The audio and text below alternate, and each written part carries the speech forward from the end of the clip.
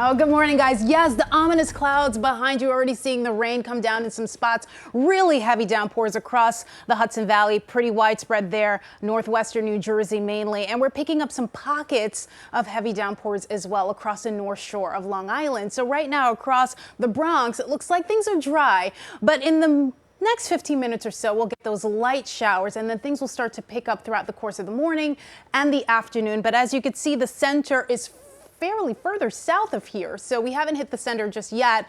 It's still tropical storm status, 70-mile-per-hour winds out of the northeast at about 20 miles per hour in terms of its movement. So it has picked up. Yesterday at this time, we were averaging at around 9 miles per hour. It bumped up to 13 miles per hour, and now look at it go. As you can see, things are really shaping up to be quite intense across the mid-Atlantic and eventually here across the northeast. Did want to point your attention to Maryland here. I know it's outside of our coverage area, but it's good to point out this is referred to as a couplet. This kind of measures rotations in the upper levels of the atmosphere. It's measured by radar. There's no confirmation as to whether or not it has touched down, but the potential is there for that tornado.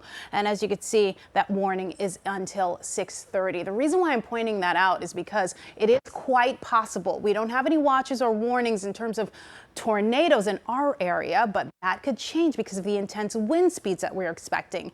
Here's a look at our model here. We're going to just push this forward. We expect light to moderate rain, then things really pick up at around noontime. So notice the brighter colors. That is, of course, representing that.